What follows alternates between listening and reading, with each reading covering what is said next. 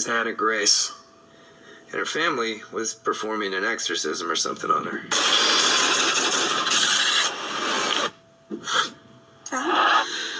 Something went wrong. And she died in the middle of it.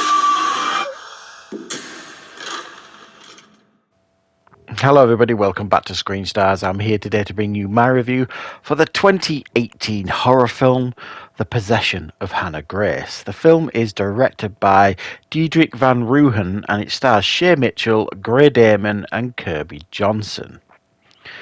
Now the film follows Shay Mitchell's character Megan Reed, who is an ex-police officer who essentially in the line of duty froze.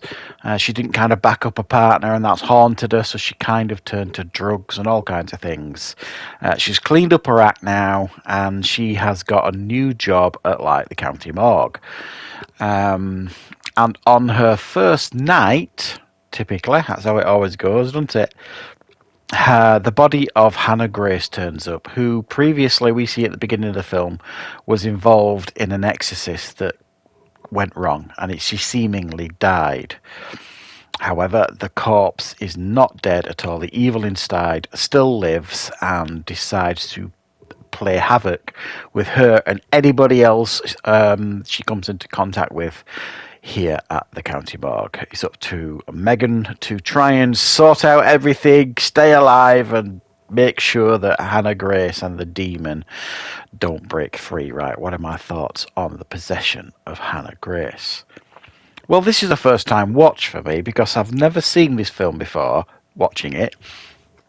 I remember when it came out at the time, and it's a film I probably would have kind of watched and probably reviewed on the channel at the time because the channel was going in 2018. But it was getting fairly average reviews and stuff like that, and I suspect what probably happened is it just kind of got pushed down the watch list and then just forgotten about, really. I just never really got round to it. But after seeing it now, while I don't think this film is anything special by any stretch of the imagination, it is certainly a really quite watchable horror film.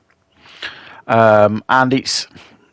I think possession films, I mean, there's so many of them these days, and many of them are average at best. And you could argue the same here, really, you know, as average films go.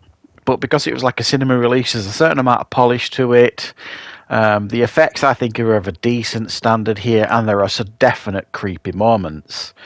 But it goes for the full Hollywood approach in regards to possession, this film. It's not subtle in its approach here.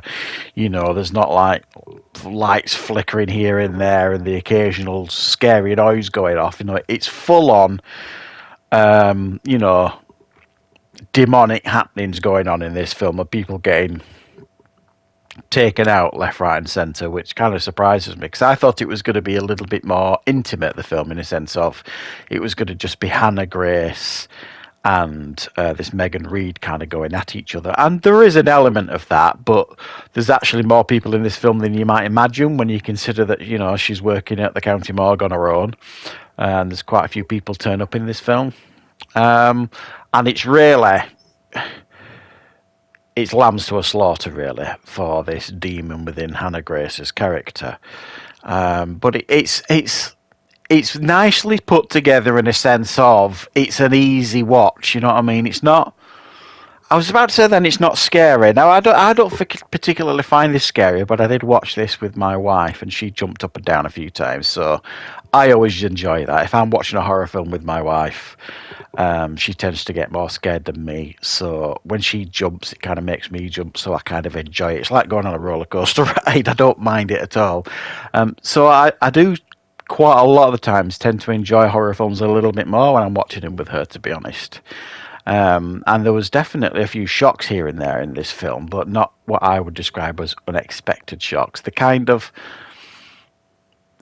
what you expect in a movie like this. You know, you're in a county morgue, so there's going to be a scene with someone locked in, you know, that big thing, the, you know, slab doors that they shut in the morgue, and so someone's going to be shutting one of them. There's going to be freaky goings on when she's trying to, sort out the corpse of Hannah Grace, and it's the usual. It leans heavily into overused horror tropes. This film, but there's still somewhat about it that I found quite entertaining because it was just so over the top. It gets that way near the end, and sometimes these possession films, in my opinion, they're not brave enough to pull the trigger and really give you a fun ride at the end of the film. And I think this film kind of throws everything but the kitchen sink at you by the end of the film, and it's way too much, and it's way over the top. And it's very, very silly at times, but it's undeniably quite fun and entertaining.